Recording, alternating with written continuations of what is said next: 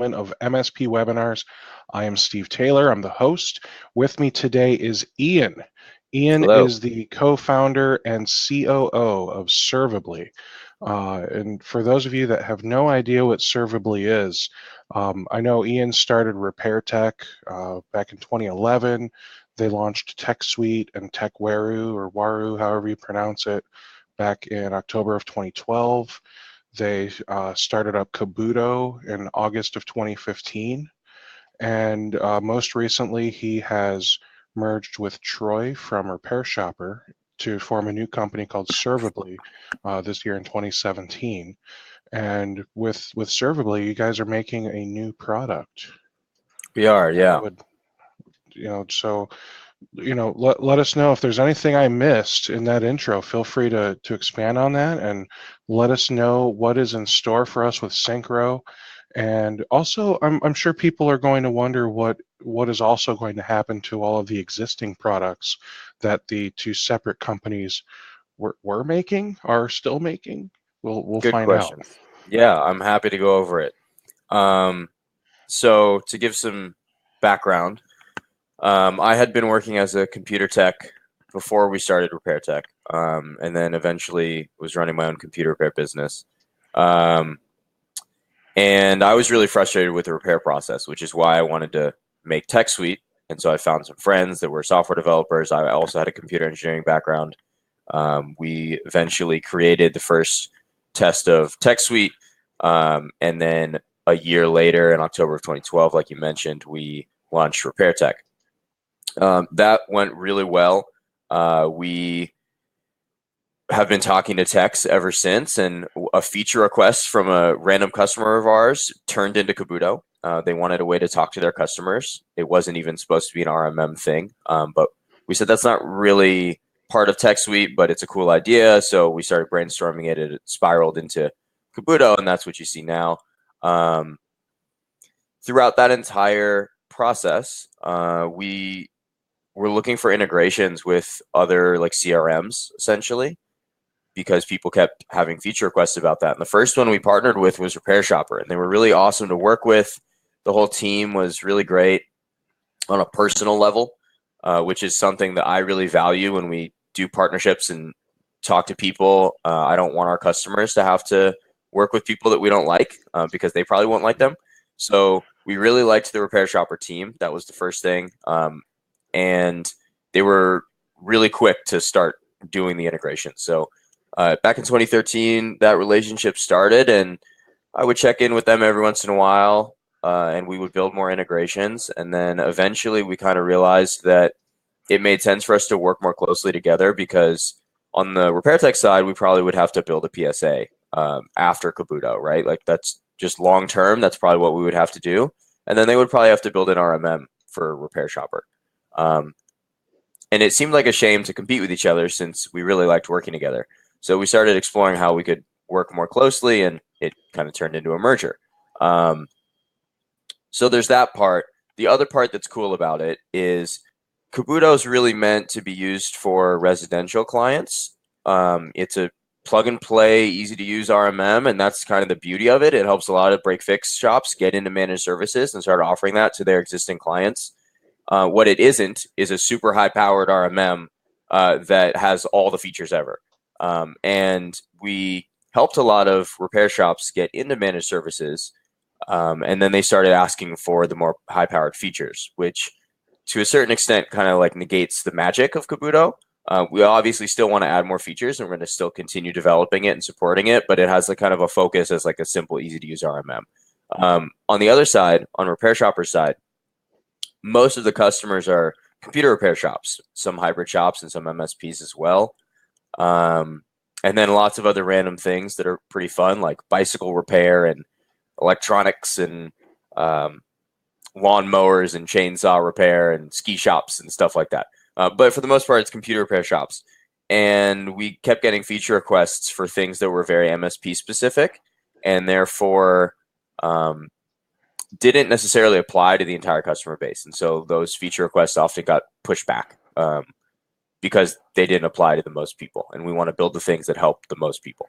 And so as a function of the merger, we realized that it was possible for us to launch this new brand, which was focused just on MSPs. And that would enable us to build the high-powered features people need in the RMM, the MSP specific features that people need in the PSA, combine them with this remote access tool we've been working on for the last 6 months in Syncro Live, and put it all in one platform on one dashboard, make it really easy to use and intuitive, and MSP focused. So to answer your earlier question, none of the products are going away. We're going to continue developing all of them and supporting all of them. But now we have something for the the hybrid shops or the break-fix shops that got into managed services and are now ready to grow more into managed services. We have something high-powered they can upgrade to. So we have something along the whole path that enables these awesome small businesses to keep growing. Excellent. So with that said, will you be giving people a path, like an upgrade path to go from Kabuto to Syncro? Yeah, that's a really good question. We are currently in open beta in Syncro. By the time we're out of open beta, we'll have a migration path ready for people who want to take it. Syncro right now is completely free to try. You can just go sign up for an account. And if you decide that it's right for your business, obviously, if you're already using Repair Shopper, then you can stay on Repair Shopper. There's nothing wrong with that. It's an awesome product, and we're going to continue, like I said, to develop and support it. But if you decide that Syncro is right for your business, then we can upgrade you. What that will mean is we move over all your core data, so your customers, your tickets, your invoices, all of that stuff, and basically flip your account so that instead of being a Repair Shopper account, it's a Syncro account. They're not the foundation behind them is kind of similar, but there's a lot of things that are completely different. And so there's a couple things we can't carry over, such as your integration settings. So you might have to set those up again. But we will definitely have a migration path ready for people when we come out of open beta. And is Syncro going to be more an RMM or a PSA, or is it a combination of both? Because I see some people in the chat that seem a little confused by that. Yeah, it's a really good question. So it's kind of different than most of the other things out there. It's actually both. So in one dashboard, and I can screen share and show you guys if you want, but in one dashboard, it is your PSA and your RMM and your remote access client. So it's all of those things in one dashboard. And that's all you should need. Now, when this thing finally launches and it's live and you guys are ready to start charging for it, do you have pricing in mind yet? Yeah, the pricing's actually already published on the website. When we do come out of open beta, we're going to give everybody a 30-day free trial, and they can try it out and see what they think. Obviously, you can try it now as well. The pricing is public on the website. It's a per tech model, which is pretty cool. It makes it very simple. A lot of the other solutions out there, they can't publish their pricing because they're not simple enough. Like you can't actually put them on a pricing table. So we were able to do that because we used a per tech model. If I was to sum it up, I think most people would probably be on the MSP plan, which is the third tier. And that is $99 per month per tech, but it gets you the full PSA, unlimited endpoints for the RMM. So all of your endpoints unlimited. And it gets you the remote access tool. All for $99 per month per tech. So that's everything that you need. The only exception to that is antivirus. So if you need antivirus, that's a la carte, mostly because that's the way the antivirus licensing works with those companies. So that's slightly separate pricing. For the people that are familiar with Atera, they do it very similar. They've got the per tech, and then they've got the add-ons for antivirus, backups. Is there something I'm missing? I don't think they have many add-ons. Yeah, it is somewhat similar to Atera. I'm not. I'm not expecting you to like directly compare to a Terra, but how would you say you compare to a Terra? I think our PSA is pretty powerful. I think that's where we're doing pretty well even from day one. The RMM, we're definitely working on adding tons of features. While we've been in open beta, we have been taking tons of feedback from users and implementing that stuff. We've been shipping new features every single day. So what you saw 3 weeks ago when we launched open beta is completely different from what is in there now, and it's going to continue to evolve going forward. We've been working super hard and shipping lots of cool stuff.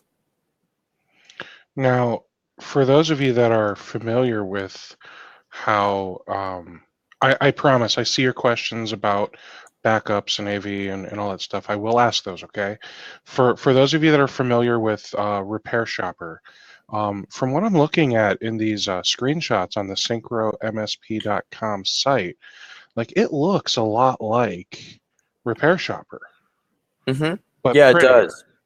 Yeah, so some of you may be familiar with the concept of having like the new beta UI in Repair Shopper.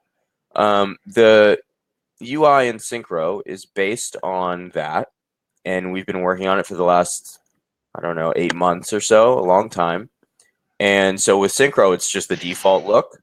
Obviously, in Syncro, it is a little bit different. There are whole pages that don't exist in Repair Shopper, like the policies and the scripts and the RMM stuff.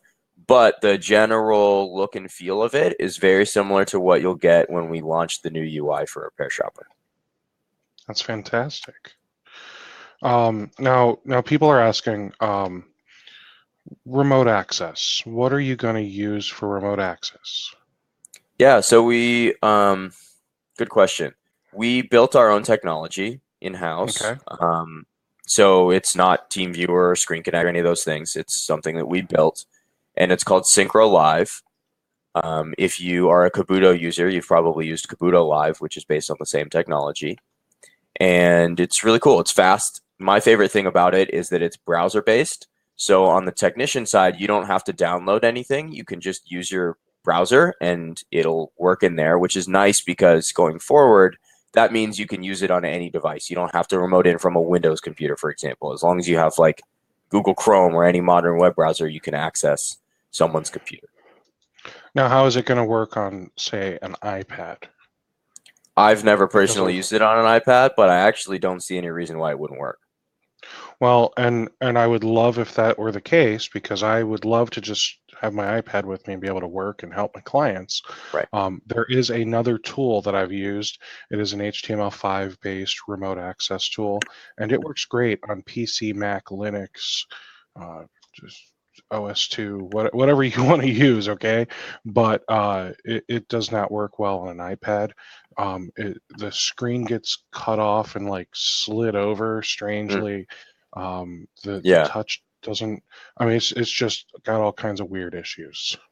Yeah, So I haven't personally tested it on there, so I can't guarantee it would work, but the way we built it, it's pretty responsive, so it might. okay, It's probably something sure. that along after beta we'll probably work on officially supporting things like that. All right, so let me start going through some of these questions because boy, are there a lot. Are you channel only, or will you also sell direct to, XYZ accounting firm? We've never done that kind of thing, so we've always sold to IT professionals, whether they're computer repair shops or MSPs. Um, none of us have ever. We don't sell. The closest thing I can think to that is we sell to some schools, but it's like the IT people at the schools. But other than that, it's just computer repair shops and MSPs.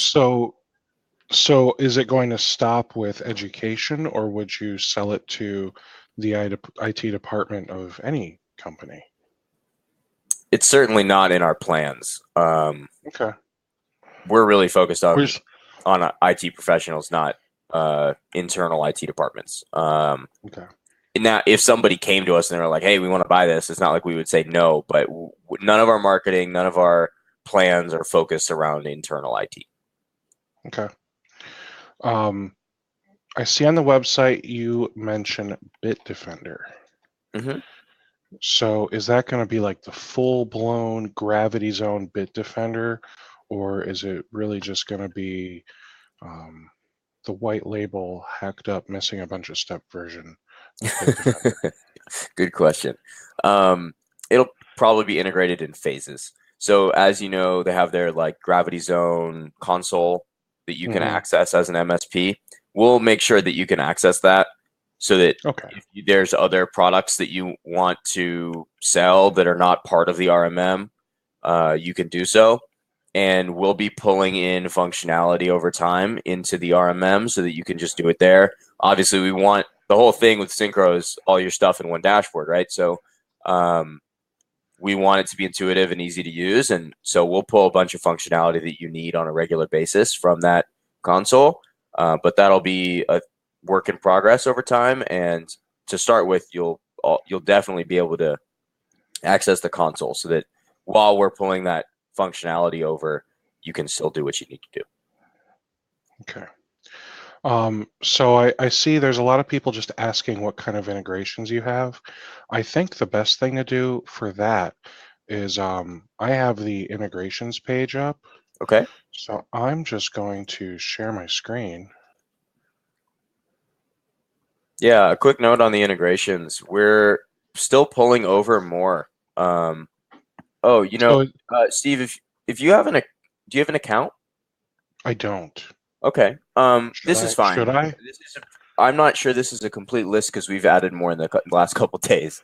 Well, let's just sign up for an account real quick. Okay.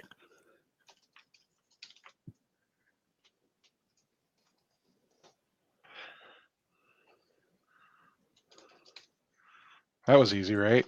Do you use LastPass? Good for you. Good for you.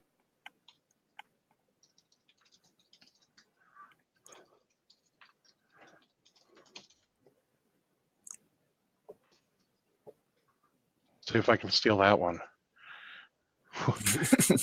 Wouldn't that be I wonder if it's available. too short? All right. I'll get the next best thing.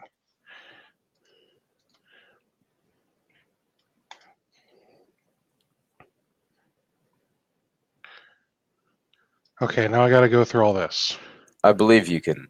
Oh, you have a form fill. Yeah. Nice.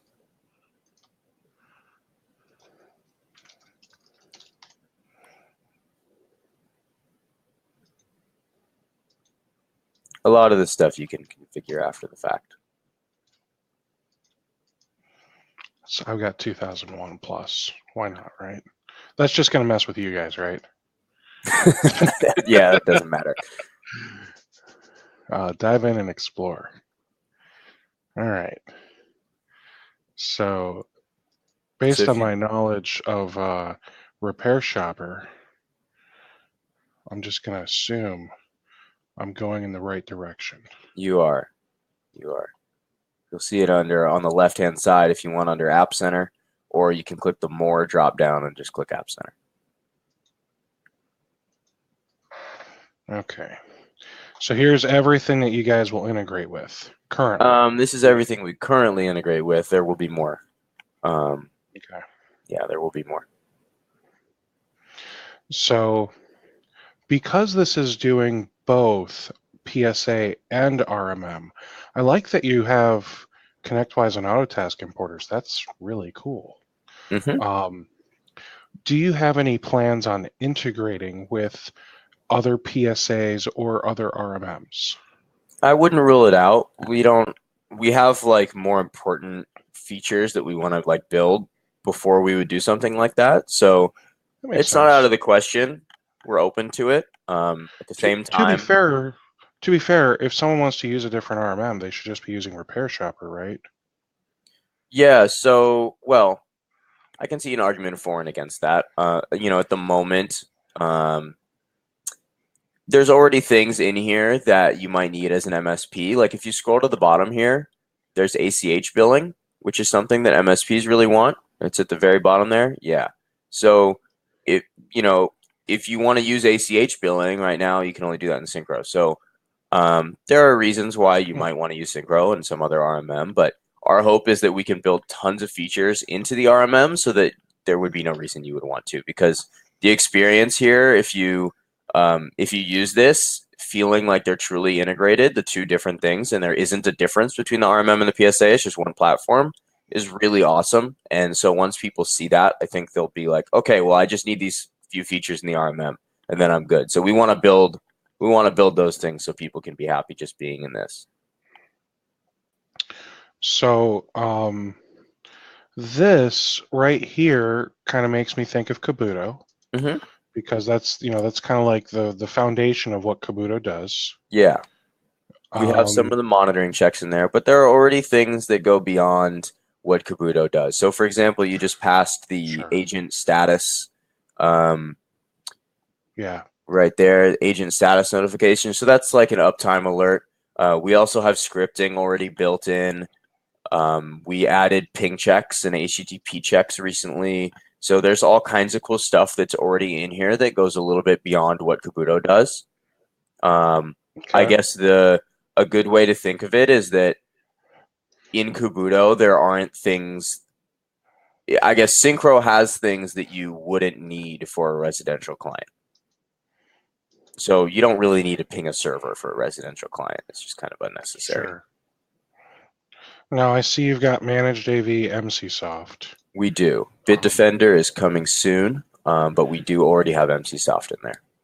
And so if I enable this and I install a computer right now using this policy, is it going to deploy MCSoft? Mm-hmm. And you said this is a free trial of Syncro. Mm-hmm. So are we paying for the MCSoft right now? Not yet, no. Wow, okay. So when do you foresee the monitoring becoming more advanced? Yeah, so there's a couple ways we're thinking about that. We want to add more checks. If you head, or actually, you mind if I show you a live device? Yeah, please. Okay. Let me stop I've sharing. never screen shared using demo. It's okay. Demio. But so I down think on I the see it bottom, here. there you go. Okay. All right. So this is my dashboard. It's got a couple things in here as demos. So here, if you're used to Repair Shopper, you're familiar with the assets page. In Syncro, this is the assets and RMM page. You'll notice that there's a type of asset here called Syncro device. So this is a device with the agent installed. You can see the online status. We have a nice little context menu here that's awesome if you want to just remote into the computer or whatever. But let's jump into this. And what you can see is if we go to monitoring, one of the things we want to add is in the scripting section, we're going to make it so you can have a custom script that creates an alert. So if you wanted to write some script, we'll give you a function that creates an alert there, and then you can basically write whatever monitoring checks you want. So actually that functionality is already in there. We just haven't written the documentation for it yet. So it's one of my tasks that I'm supposed to work on. But the functionality for expanding the monitoring is kind of already there. But there are things people have requested recently that I really want to add, like CPU load and memory load checks, so that people can make sure that those are in there. And there's lots of things. People have tons of feature requests, so we're building stuff really quickly. Is there a way for the users or whatever to see the list of feature requests and vote on feature requests and all that good stuff? We haven't created like a community forum yet, or like a feedback forum. Right now, I'm personally calling most of the people that sign up, as many as I can. So I'm trying to get really personal and just to actually talk to people about stuff and have them show me what they want. So that's one thing we're doing right now. Obviously, people are submitting tickets, and I'm encouraging them to submit tickets with a list of feature requests and stuff that they want, and show us how they want it to work. At some point, we will probably add some kind of community engagement thing, whether it's a traditional forum or something else. Got it. Scripting. So we see there's scripting. Yes. How would you, for example, deploy some software with a script?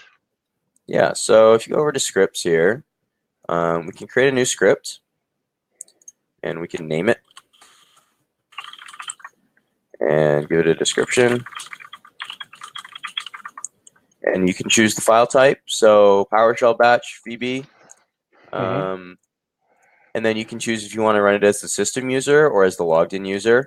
And then you can, type whatever you want. And I see add a required file. Yes, this is a fun feature. So let's go actually over to scripts and I'll show you. So you can have, sometimes you need a file available to you when you're running a script. So I was trying to write a cleanup script, and I really like BleachBit, which is an open source cleanup tool. And so I needed those files available to me. So what you can do is we'll actually host those for you, and then we have the ability to download them when you want to run the script. So you can add a new file here, and we'll upload it. And then when you want to run the script, you can choose from your uploaded files. So, BleachBit as an example, and then I can choose where I want it downloaded to. So I might say I want this downloaded to bleachbit.zip. And then in my script, that file will already be there when the script starts, so then I can use it. So let's say you wanted to use that BleachBit. So I see right here, you've actually got it. You're putting it in the c:/bleachbit.zip. Yeah, it's wherever I want it to download to and whatever file name I want it to be. Now, couldn't you just upload the exe file instead of a zip? You totally. Sure, you could. Some of them, BleachBit, for example, has a bunch of files. You can't just run the exe, and so you can upload whatever file type you want. You could upload an exe, no problem. Okay. Well, that seems pretty straightforward, and I'll say it looks like you're taking more of like an AEM approach to your scripting, where you write the script out using a different language, but you write it directly into the RMM tool. And you also have the ability to host those files for people. The only thing that AEM does differently is you upload that file, and then you don't have to tell it where to download the file. Like, it's already built in where it's just going to use some mysterious temp folder somewhere. And I can literally just say in line 1, unzip bleachbit.zip, and it automatically knows what I'm talking about somehow. Yeah. So they added a little bit of intelligence to their script writing. I don't know if that's something that I feel like that would be helpful for some of the newer people to scripting. That's a really good point. We actually have, we have some built-in functions in the PowerShell version. We'll probably add them to the others as well, but there's no documentation for it yet. But we actually have some secret built-in functions that you'll be able to use. So, for example, take screenshot is a function we built, and it just takes a screenshot and uploads it. Another one that I'm working on is the ability to run a text suite procedure. And it's the function is just called run text suite procedure, and then you choose which procedure you want, and you enter your API key, and that's it. So there's a bunch of things that are like that we are adding to make it easy for people on day one. We would also eventually like to add a library of scripts so that people have some pre-existing stuff to go off of and use. Okay. And then something else that, sticking with the AEM style of scripting, they have the ability to do variables in their scripts.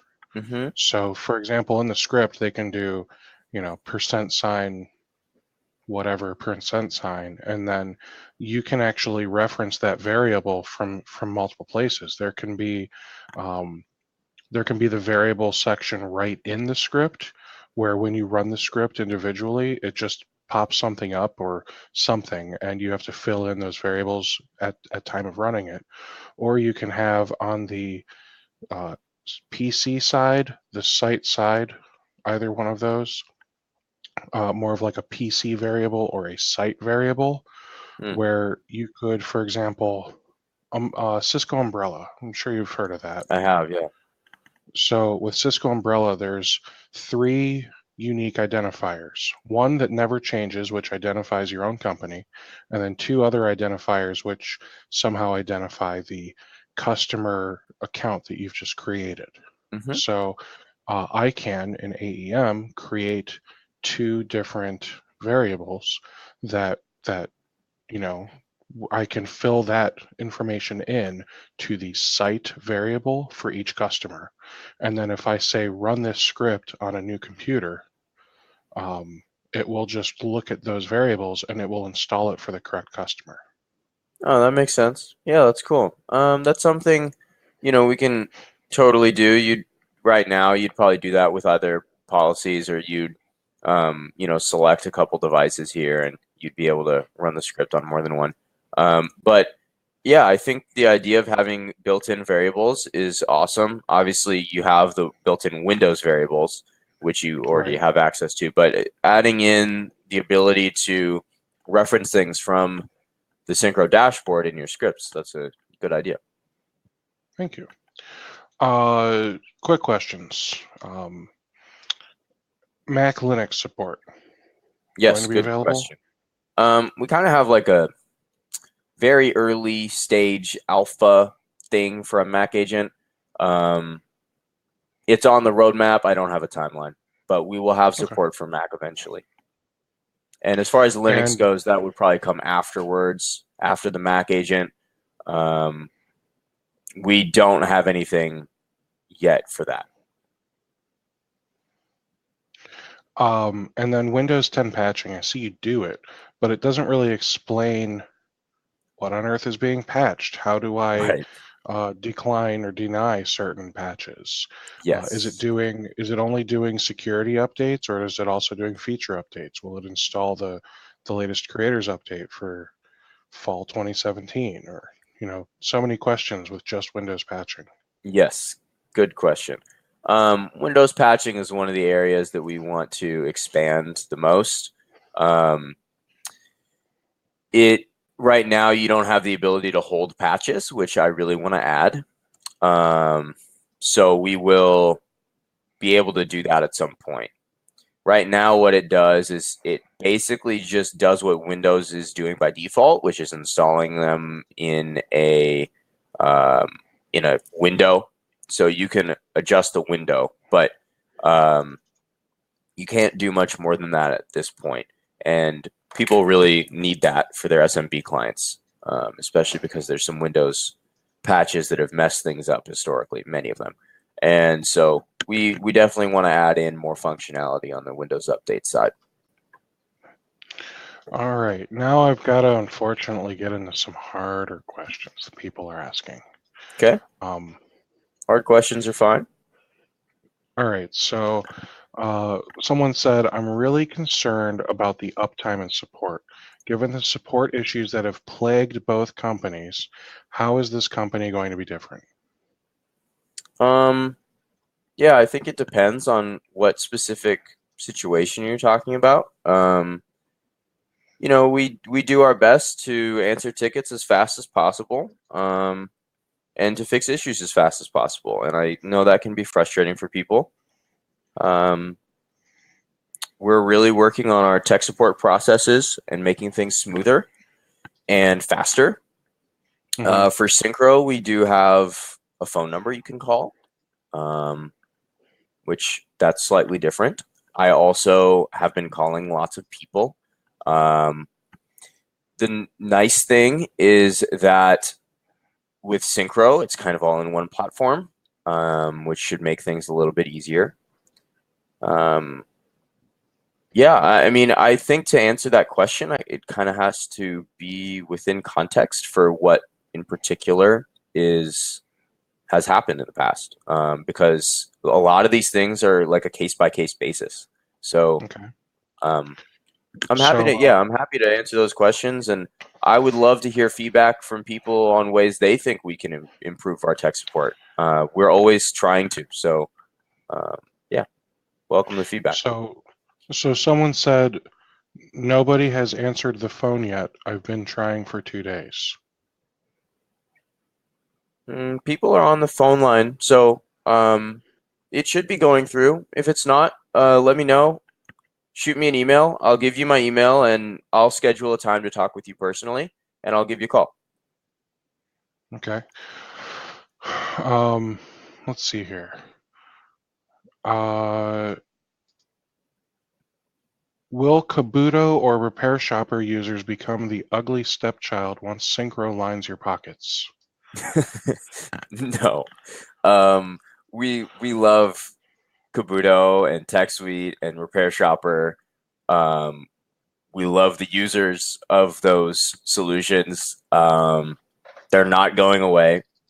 They're going to continue to be developed. They're going to continue to be supported. This merger happened in January, and we've continued to ship stuff since then. The biggest thing that I think we've worked on recently is this new UI, which obviously you can't see right now. You can't reap the benefits of in Repair Shopper yet, but you will be able to. So we're going to continue to build lots of stuff, and there's no reason, if you're happy on Repair Shopper, you can continue to be happy there, and we're still going to keep supporting you. Got it. Okay, so Ray asked, is multi-tenancy built in, or do you plan on the segregation in the future? That way a master MSP can host a sub MSP? Ooh. Wow. Good question. I haven't talked to anybody yet that wants to do that. I would love to have a phone conversation about that and learn more about what you actually are going to use that for and how it would need to look. That's a new one for me. So, Steve, maybe you can give people my email address, and they can get in touch with me. It sounds like there's a couple reasons people want to. That is not a problem. Do you have a new email address I have at like 100 now. Syncro? So because I know you've got Ian at repairtechsolutions.com. I do. I also have Ian at syncromsp.com. They all go to the same place, so it doesn't matter. Not a problem. I'm going to add it as a resource here. Cool.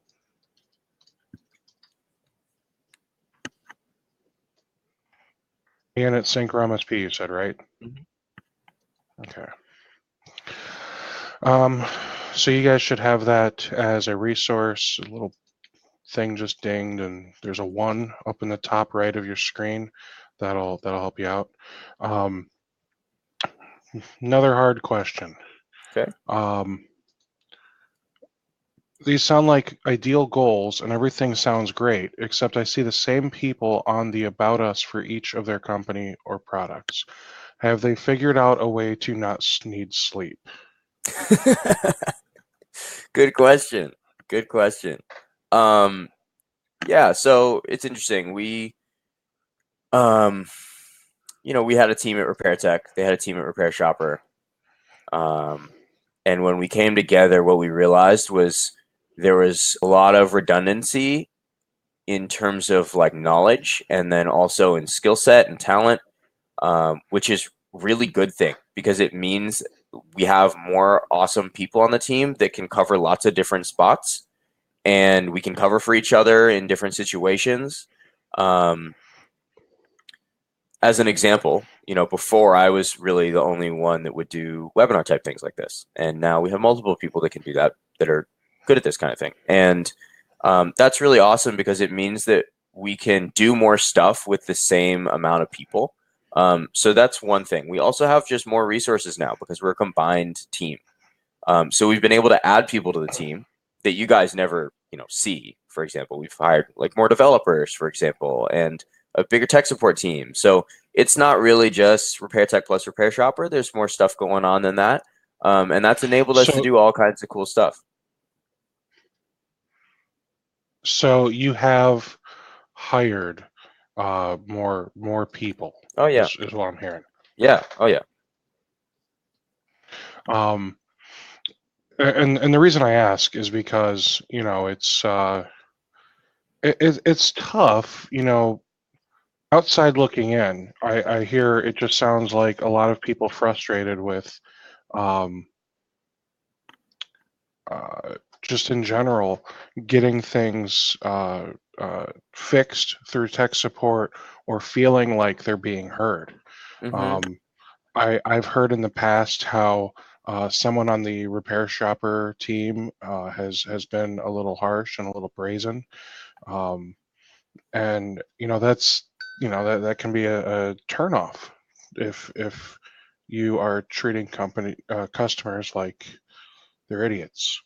Um, so have you figured out a way to, I don't know, fix that? Sure. Yeah, that's a really good question. So I think that there are a lot of things. For me, mostly, I can mostly only answer this on the repair tech side. Obviously, I haven't been part of the repair shopper team for longer than since January. I have some context, and I know the repair shopper team really well.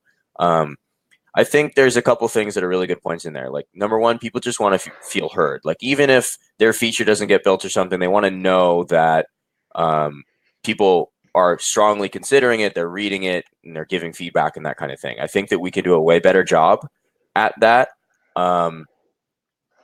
There are things like the feedback forum, for example, on Repair Shopper that honestly on our side are really hard to keep up with. There's lots and lots of comments in there, and it takes a lot of time to even monitor it.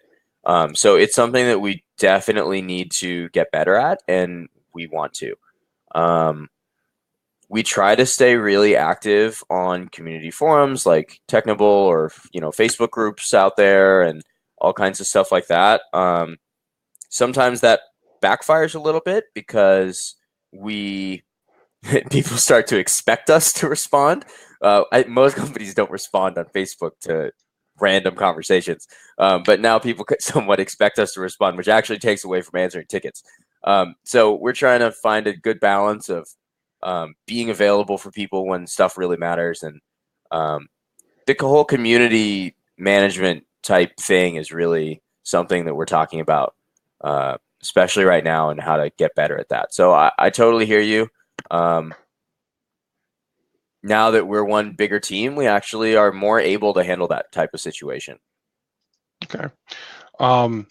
So with that said, have you guys figured out some type of SLA so that way you can say, we promise to get back to you guys or answer the phone within X number of minutes or hours or whatever? Have you guys come up with an SLA so that way you guys can start measuring your success when it comes to the customer service that people are expecting from you? We haven't done that yet. It's an interesting thing for us because on the one hand, we really, really want to have the best tech support we possibly can. On the other hand, we really, internally from a culture perspective, we really want people to be able to spend time with their families, their kids, whatever it is. So like 24/7 support, like probably isn't something we're going to do, because we would probably have to outsource it. Like or we'd have to put people on call 24/7 in, Washington and California, where most of our employees are, which is kind of contrary to, as a culture, what we want to do internally. We want people to have really like balanced lives and be healthy and have fun and spend time with their family and their friends and stuff. Now I understand that's not necessarily like what you guys care about. You want your tickets answered. So, Right. and that's totally fine and understandable. So I think there's some kind of balance there where we basically we have to figure it out. It's something that we're talking about on a regular basis now, and on how we can improve tech support and keep growing that tech support team. I think part of it is just hiring more people. I would say, something you could do very easily is say, okay, what seems reasonable Can we respond? Can we give someone a first response within 30 minutes during business hours? Sure. Yeah. And can you have business hours be from 8 a.m.? I'm trying to think. Do I want it to be Eastern or Pacific? Because I'm having a brain fart here. 8 a.m. Eastern to 5 p.m. Pacific, I think would be, so it would be 8 to 8 Eastern. Yeah. So can you have that be your company hours? And don't make people work 12 hours unless you're going to have them work like 3 12s and spread the shifts out. Or do staggered shifts. I mean, I'm sure you guys can figure that out, is what I'm saying. But come up with a goal. Let's get back to people within 30 minutes of a ticket being opened, as long as it's during business hours. If it's outside of business hours, let's set up something a little more reasonable, 2 hours, 4 hours. That way, you just know I have to check my email every 2 or 3 hours on the weekends. So, and have someone be on call. Give them a $50 bonus to be on call for the weekend. Yeah, I That think way they there's feel like lots they're of getting things something. there. But if you can set that, then assuming Syncro is doing a good job as a PSA, you should be able to set that SLA in Syncro, assuming you guys are using Syncro or Repair Shopper for your own trouble ticketing. You should be able to set that SLA and see exactly how you're doing. Are you meeting that commitment, that goal that you set? And someone here says, if there's no accountability, then there's no service. I think that's fair. I do think that there are lots of different. We've got lots of different ideas about the ways we can do it. It's not that it's not possible. It totally is possible. Yeah, because average first response time I of think 3.6 days. Oh That's well, pretty. this is the demo account. This is Okay, not good. real data. This has nothing to do with our tech support. This is the account I use to show people around. But the average response time is a lot better than 2.6 days. I agree that there's improvements to be had there, and it's an ongoing discussion internally how we're going to do that, and we have been making strides at getting better. So totally hear you, and we're working on it. Is Syncro using Syncro to run its business? Yes and no. Yeah, I mean, the easy answer is yes. Like for appointments and stuff, when people want to schedule demos and things like that, we use the appointment module. We use lots of different modules in here for various things. If our employees need to be reimbursed, we use tickets for that, for example. There's lots of interesting ways we find to use it. And the eating your own dog food thing, we definitely do that. What parts of your business are not in Syncro? And that's just my curiosity. Well, there's some things that are not really. So, for example, a lot of our we use Recurly for billing, for example, and that's because we're a software as a service platform, and we need something that's more aligned with that because of the feature set. Our customers don't need the stuff that's in Recurly, so there's no real reason for us to put that. We also use Stripe on the repair tech side. So that's like one example. I mean, there's stuff like we use QuickBooks. We don't have QuickBooks built in.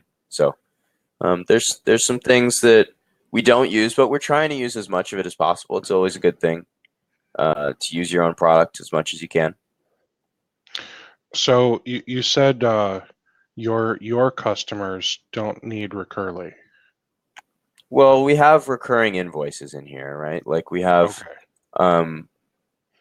if you go over here to invoices and then invoicing modules, we have like recurring invoices. But the way that we need to use billing is a little bit different. We need to do it through an API, and we need to do some pretty crazy stuff. And so that's kind of what using Recurly or Stripe gets you, is a super powerful API. Most of our customers aren't really using an API for the billing stuff. They're using this UI here. I would say that's the advantage there. But it's a case So by case basis. We try to use as much of the stuff internally as we can. are you using the CRM built into Syncro to help you manage your customers for your Syncro customers? Yes, for some stuff. Yes, we are. And I mean, obviously, the things that are happening in Recurly wouldn't be in Syncro's CRM, but why isn't like what wouldn't be in the Syncro CRM? Like, why wouldn't you be using it for all of your customer stuff? Because we don't. Well, there's a couple reasons. The most straightforward is security. We don't want to store any of the. So wait, we need to be worried about security when using your product? No, it's not like that. It's just that the way that Stripe and Recurly do their hosting and stuff, they're in data centers somewhere that are like. Okay, so you're talking like payment information. Oh yeah, I'm talking about credit card stuff. We don't want Okay. it. We Yeah, don't store any I credit wouldn't card expect information. I wouldn't expect you to put in plain text somebody's credit card information in Syncro. I feel like from a technology standpoint, as an MSP, that would just be foolish for me to put the credit card info in there. Right. But like, are there things that you're putting in like OneNote or Evernote that you should be putting in the CRM part, like that kind of thing? I'm not asking about the Not damn many. credit No, cards, Ian. no, not many. Well, we use it for a lot of stuff. So I don't. There's not that many things like that. We're using pretty much every module for something in our business. Okay. And someone asked if you're using Salesforce for anything with your business. Yeah, we use Salesforce for some stuff. Okay. Which is Salesforce is crazy. Yeah. So why aren't you?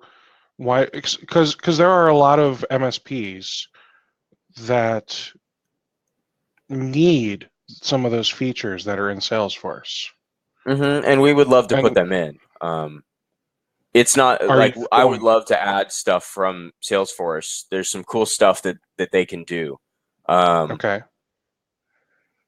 So I would say, like, I would love to know what those particular features are that MSPs really want to see added, because just Salesforce does unlimited number of Well, things. So look at what you're doing. I mean, let's look at this from big picture. At the end of the day, you are a technology company. yes. So what are you using Salesforce for that is not able to happen with Syncro? I would say that there are some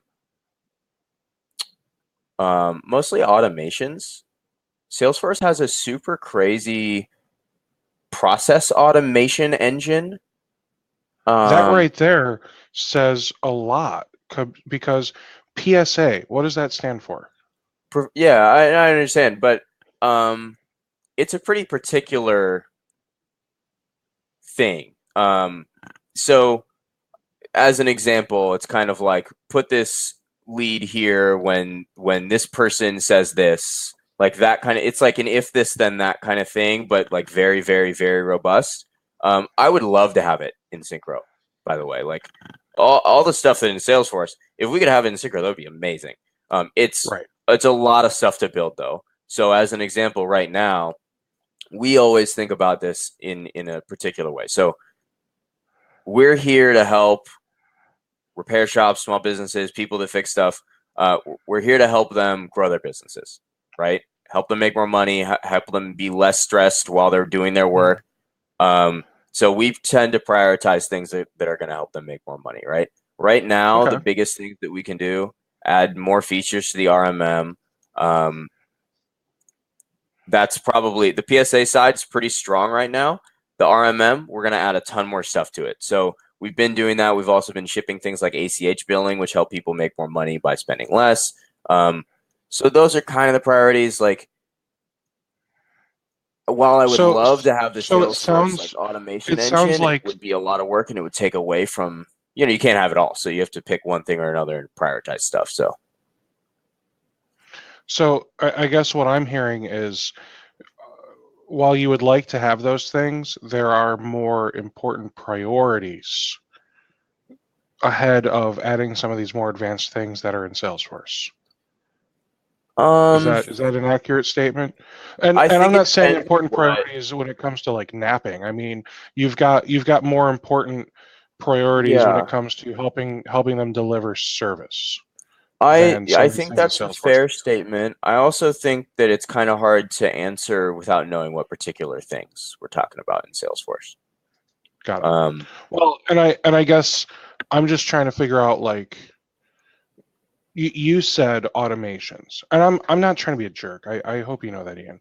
Um, but you said automations, and like when I look at Autotask and ConnectWise, mhm. I have automations. Oh yeah. In Autotask, I've got the ability, and I don't know what you have in here because I've been yelling at you a Oh lot. yeah, yeah. We have a lot of stuff So, already. So it's not that but we don't have automated stuff. We have a ton of stuff in okay, here. Just as an example, like if you look at our notification center and you want to automate what you get notified about, like there's a ton of stuff. We have there is a lot of different. I mean, you can see how many different pages of settings and whatnot we have in here. So there's all kinds of cool stuff that you can do already. Um, the thing I was referring to in Salesforce is a very particular feature, but um, that may or may not even apply to MSPs. So, um,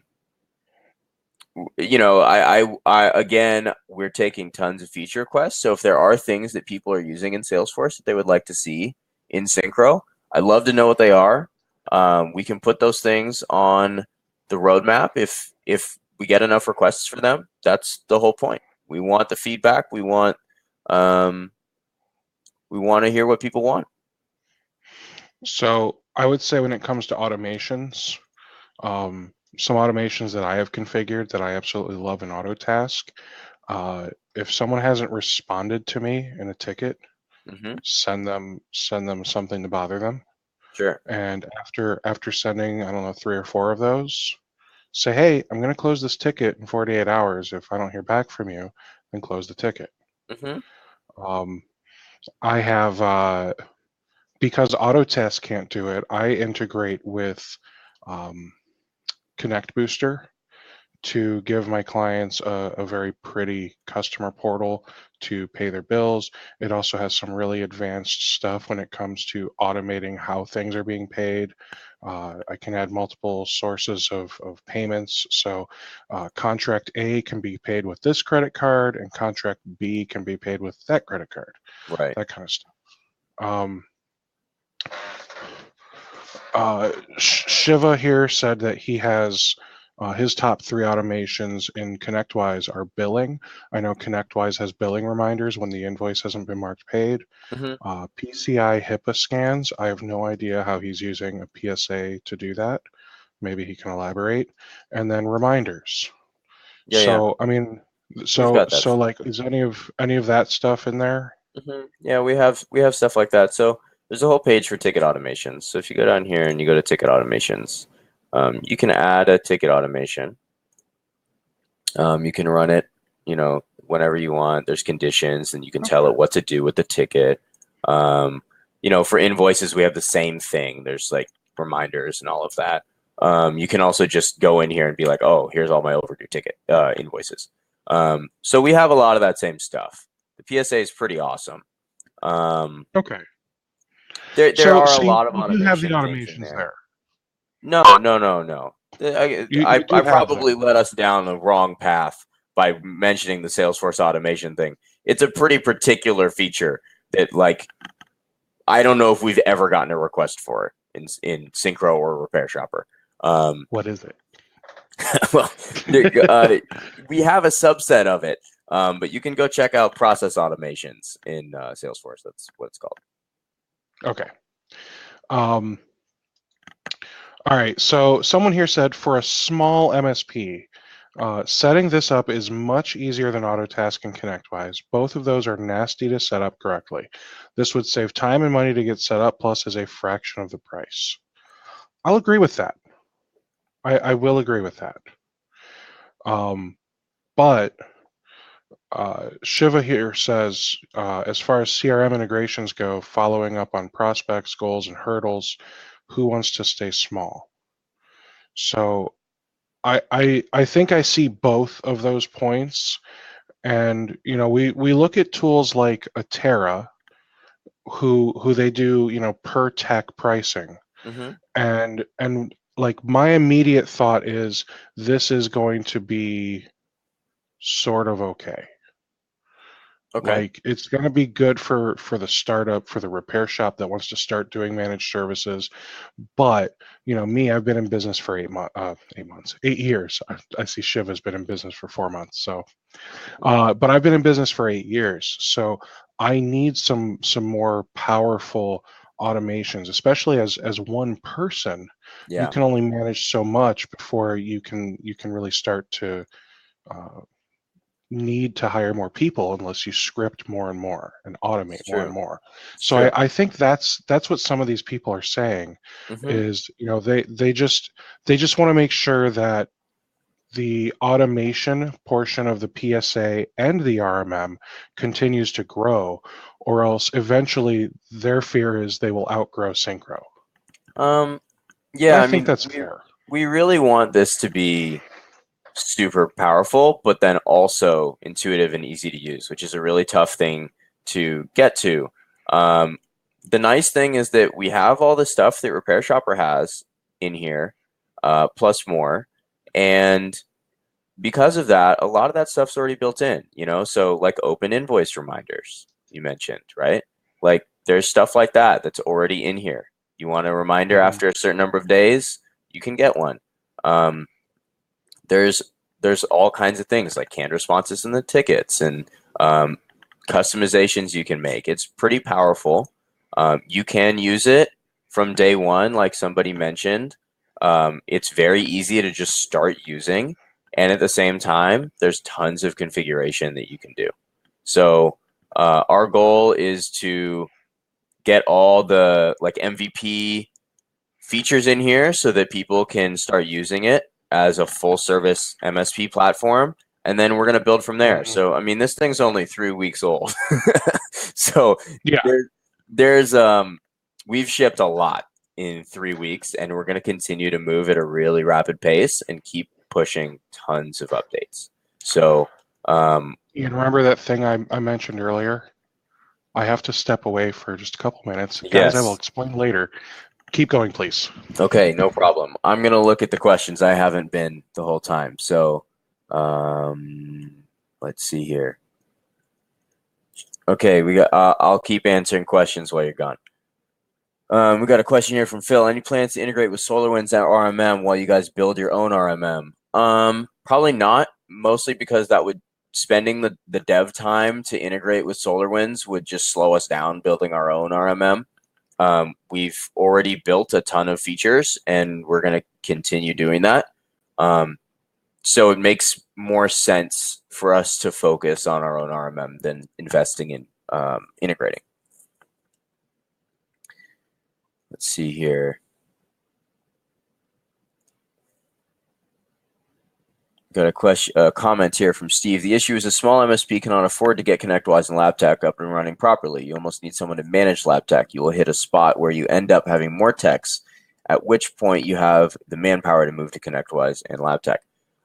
Yeah, I mean, I think that, again, coming back to the pricing, a lot of the issue with the other solutions is that their pricing is pretty complicated, and there's things like platform fees and required training that they make you pay for.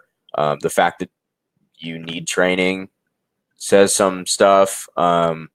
So we have a really simple pricing model. We want it to scale with your business. We want to help you grow. And so that's why it's on a per tech model instead of a per endpoint model. And we think it scales a little bit better with your business. It is really simple to understand. So you get unlimited endpoints here. For a lot of people, this is going to be really affordable. And then we're going to have the features that you need. Somebody mentioned network management features. We are working on stuff like that. We already added system checks here. So if you want to ping an IP or do an HTTP check, you can do that. And we have the ability to schedule those and create RMM alerts for that. So that's in there already, but we do want to add things like network discovery, and there's lots of other network related features that we want to add, and we'll be adding. Let's see.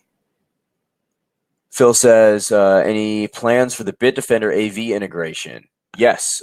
So we're working with Bitdefender. Right now we have MCsoft in here, but adding the Bitdefender integration is a high priority for us. I hope to have that in there pretty soon. Bitdefender will be in there. The price point will be very industry price competitive. I can't say exactly what the price will be, but it'll be very competitive, and you'll be like, okay, makes sense. Shiva says, why Bitdefender? I would say that we talked to a lot of MSPs before making that decision, and there were a couple AVs that kept coming up. I would say in particular were Bitdefender and Webroot that most people said, yeah, that's what I want. Bitdefender was really easy to work with. Their product is familiar to us because we've been working with MCsoft and they use the Bitdefender engine. Yeah, they were one of the things that I really value about partnerships is whether people are nice and good to work with and then have a good product. And I think Bitdefender checks all of those boxes. Let's see here. You guys have lots of questions, so I'm trying to parse through them all. Eric says, so while you're focused on Servably, are you going to keep supporting and growing Repair Shopper, Kabuto, and TechSuite? Yeah, I mean, that's what Servably is. Servably, the name is kind of meaningless. It doesn't really mean anything. We're one team. We have 4 products now. We're going to continue supporting and developing all of them. And we're really excited about that. So nothing's going away. There's no we have an awesome team with lots of talented people. We don't have to sacrifice anything in order to do this. We're still working on all of them.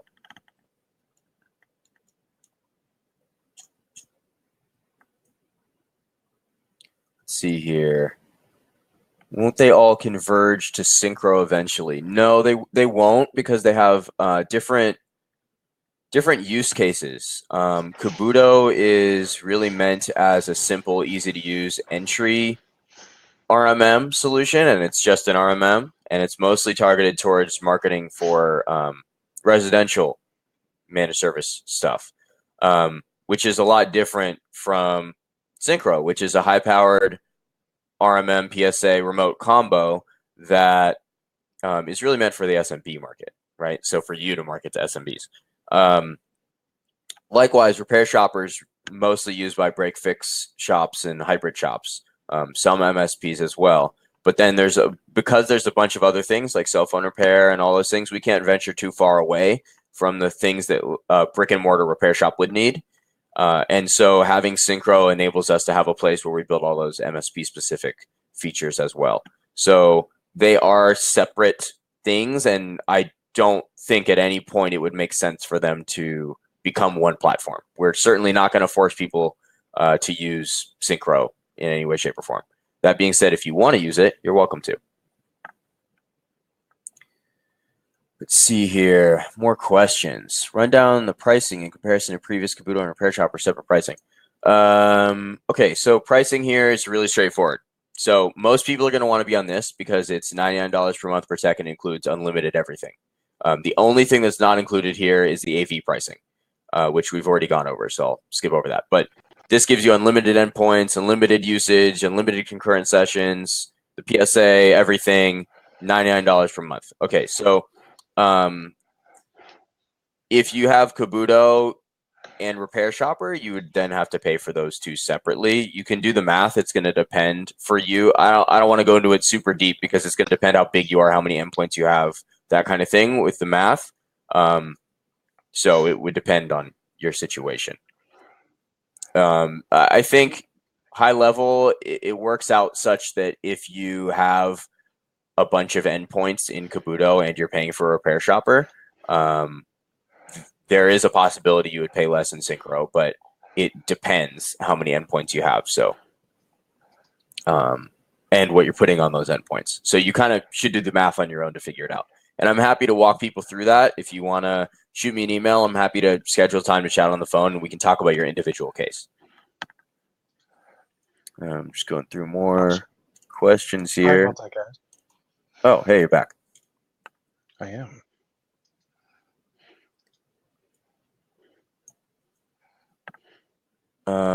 Zach says, what does the advanced analytics bring to the table?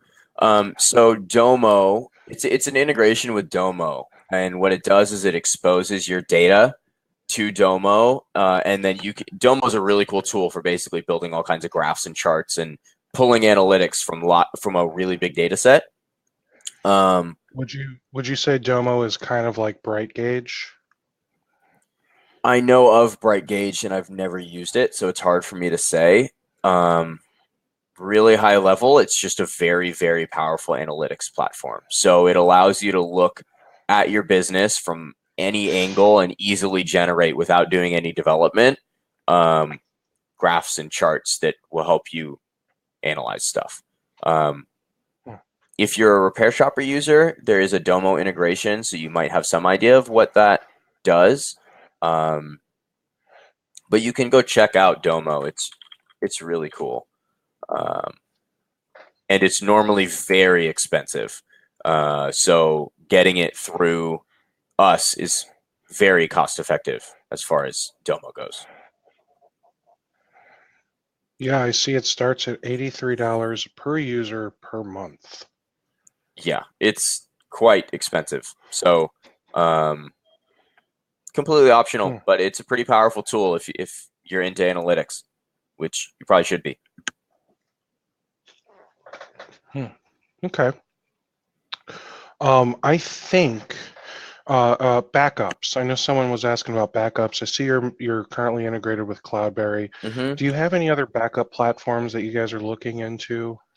We will have managed backup at some point. Whether that means that we're going to expand the integration with Cloudberry to actually put it into the RMM or something else, that's still in the works. But we will have a managed backup solution available for people. Okay. And just like you currently have MCSoft and you're adding Bitdefender, will you be adding other antivirus tools? I'm sorry if you already answered this. It's a good question. We're certainly open to it. We're not like tied to any particular antivirus. Well, it seems like you are on Kabuto. You guys are heavily married to MCSoft. Well, it's more that I don't think it's worth adding more options in Kabuto because MCSoft's a pretty good solution for residential clients.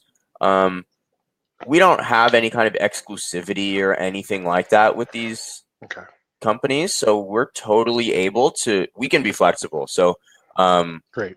If it's a high priority for our customers that we add another option, we're totally happy to do that. I like giving people the choice. So, yeah. So I see other MSPs. Several people have asked about WebRoot. Mm-hmm. And then a couple people just mentioned Sophos. Yeah, I've talked to WebRoot before. I think that's a possibility. I like their product. They're kind of like, for me, it was Bitdefender or WebRoot. So I would like to add WebRoot as an option at some point. We'll see how that goes. I've used some of Sophos' stuff. To be honest, I'm not super, I've never talked to them. I've talked to most of the antivirus companies because of TechSuite. We have some antiviruses in there. But Sophos, I'm not super familiar with, other than having used some of their tools. I haven't really talked to them yet. So I'm open to the concept. If you know somebody there, I'm happy to talk to them. Yeah, I know that's a very popular one, especially because the multiple products that they have all kind of integrate and bolt in with one another. So like they've got their Sophos antivirus and they've got Intercept X. Sure. And then someone else just mentioned Heartbeat from Sophos, and I have no idea what that is. I've never played with that. So, but because they've got all these cool different tools, that would make it multiple sources of revenue for you. Because I assume that even if it's a 2 pennies, you add some kind of markup in there to make it worth your while to integrate. Yeah. It's not really that big of a deal, though, honestly, on the antivirus end. Profit is good, man. We're Profit okay is with good. that. Profit is good. You know, Steve asked if this webinar is being recorded. Yes, it is. And we are just now hitting the 1 hour, 15-minute mark. So usually we just have so much to talk about that we don't realize it's already 2:35. Ian, is there anything else that you want to go over, whether it is Syncro or any of your other products? I would say the only thing is just reiterating we're in an open beta, so you guys have had tons of good feature requests and ideas, and we want those. So it's free to try right now. Sign up for an account, syncromsp.com, and feel free to shoot me an email. I know Steve put that in there, and I'll be happy to schedule a time to chat and go over whatever features you might want to see or questions you might have. And Do you we're have building stuff all the time, so just let me know. And do you have like an official launch date in mind for this thing? I would say it's relatively flexible based on feedback from people, but we're actually gonna launch it pretty soon, I think, out of beta. But even after that, there will be a 30-day free trial. So, yeah, there will be more I was just information wondering. coming about that via email soon. Excellent. And with all the different features and everything, lots of people have asked if you have a roadmap available, or at least just a list of goals of things that you want to implement in the next 6 to 12 months. Yeah, that's a really good question. Right now, honestly, I have a Google spreadsheet. It's not publicly available, but I'm talking to like 10 MSPs a day or something, like many MSPs, Sure. and basically just writing down all the feature requests I possibly can, put them in the spreadsheet, and then I bring them to the team and say, hey, what do you think? And then we like reorganize them and stuff.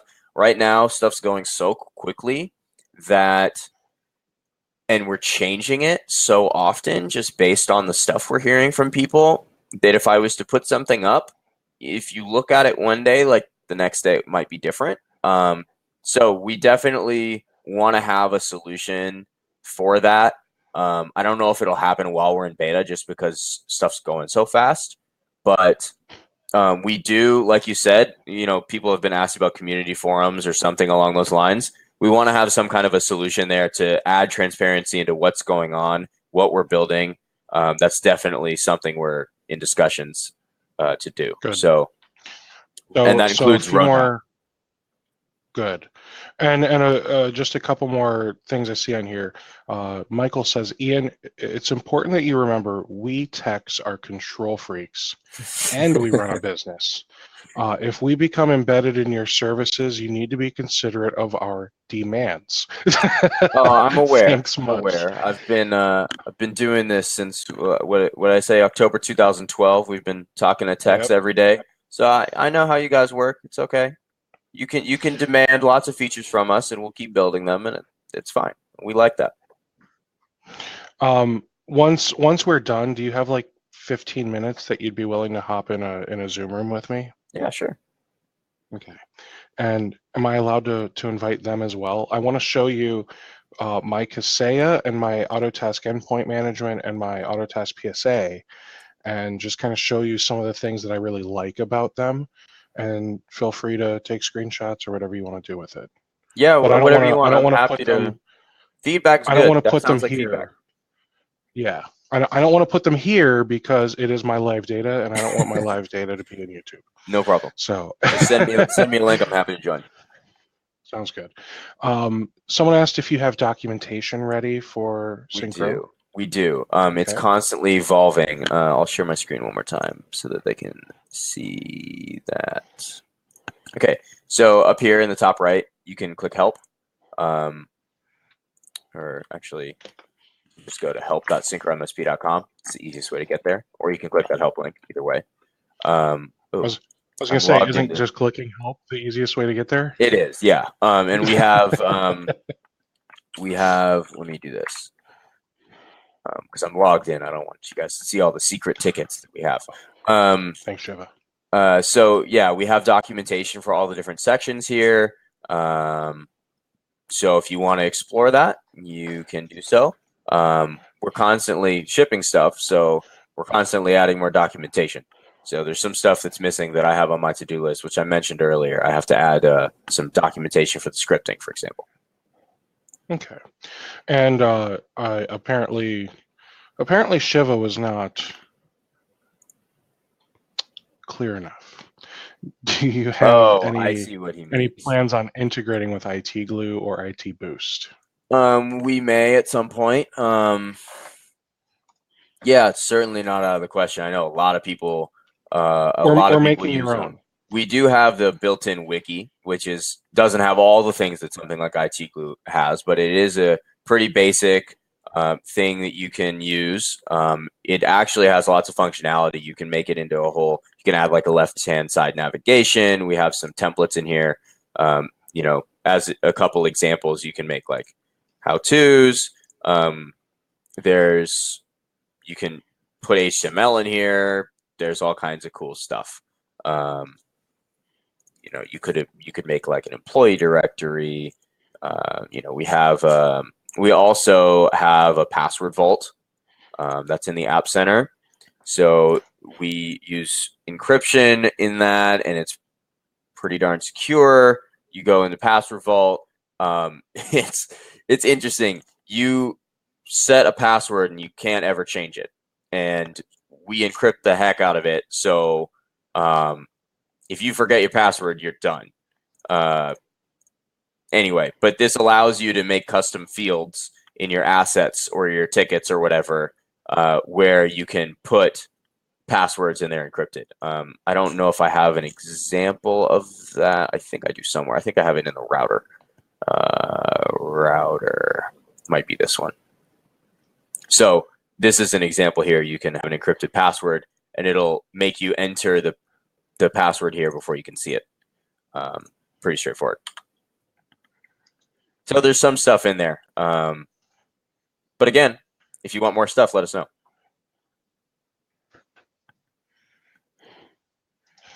Perfect. Any final questions or anything before we get ready and sign off, guys?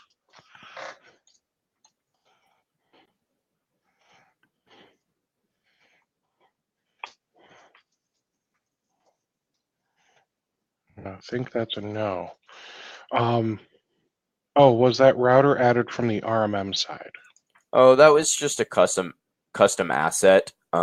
If you go to new asset here, you can make any type of asset, and you can choose in the settings, you can choose different asset types, and then you can give each of the, so for example, for router, I have certain like custom fields that I've chosen, right? But if I do printer, it's going to use different parameters, and you can configure these to be whatever you want. It was not added from the RMM side. One of the things that we really do want to add at some point is network discovery. So what you'd be able to do is I'd be able to go to like one of these devices, and there would be a tab somewhere, maybe called like network or something, and you'd be able to see all the other assets in the Active Directory, and then push the agent out to them. And if there's a router, you'd be able to add it as an asset automatically and things like that. So we definitely want to add stuff like that. Yeah, it's coming.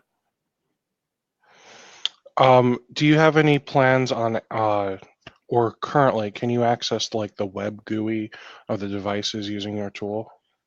The web GUI of the devices. Not sure I know what you mean by that. I believe,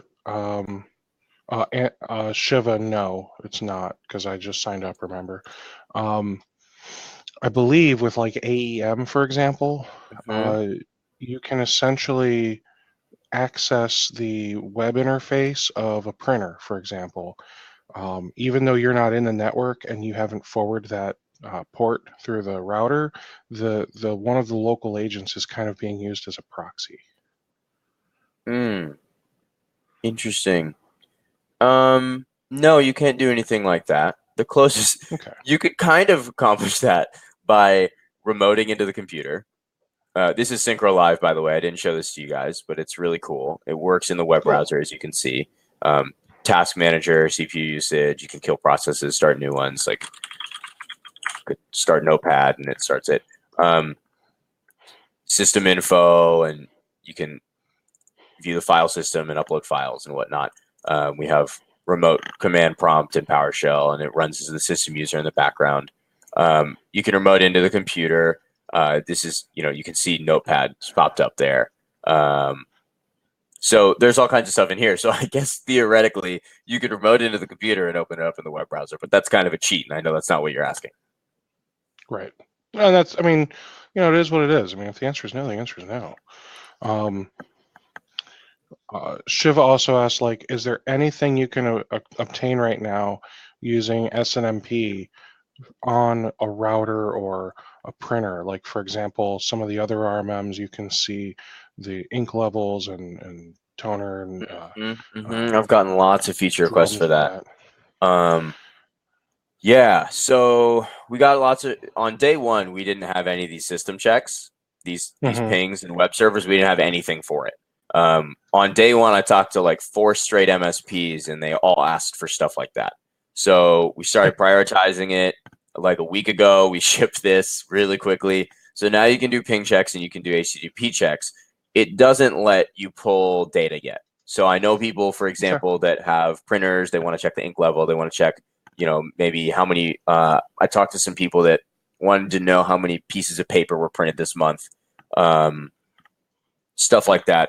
Those are really good feature requests. We really appreciate those. So this is kind of the basics right now, and we want to make it more configurable. So keep sending us stuff. Cool.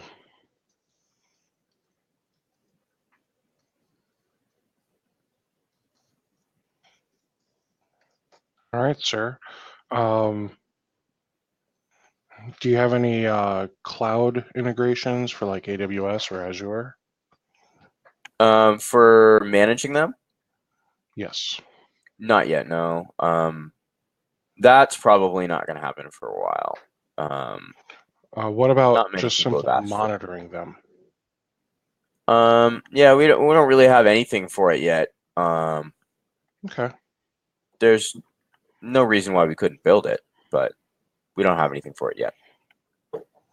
Just not enough people asking for it. Got it. Actually, I think Ray, who asked that question, I think he's the first person who ever asked me. So cool. Well, guys, you can reach out to Ian. If you go up into the top right, there's that little head with a circle around it. That will show you the resources and handouts. There are no handouts. There's one resource, and it is simply Ian's email address, ian@syncromsp.com, and reach out to him. Check out their website, and you can sign up for a trial. It may be a 45-day trial. It may be a 180-day trial. We don't know, because it's going to go until they actually launch it out of beta.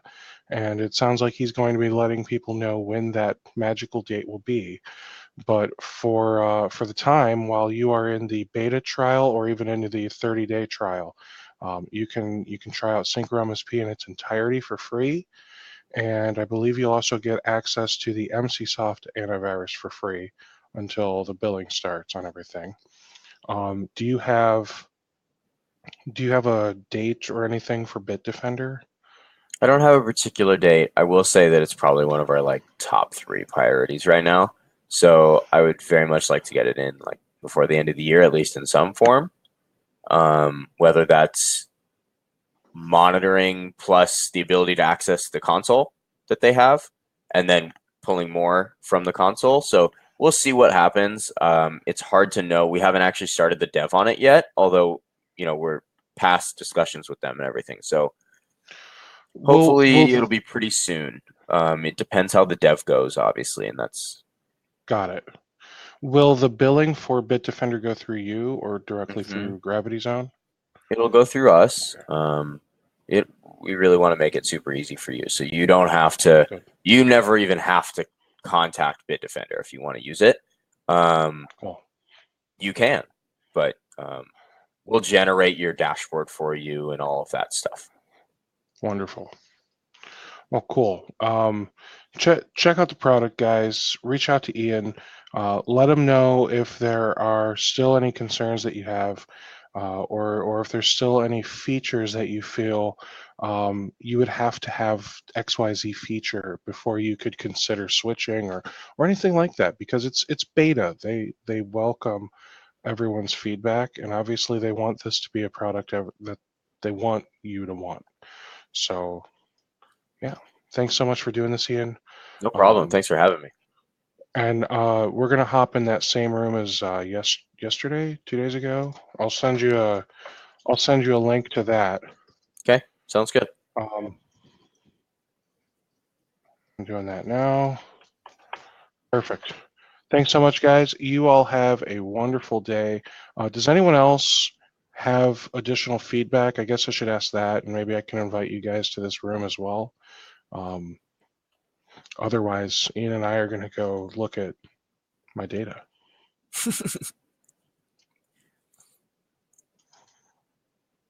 Okay.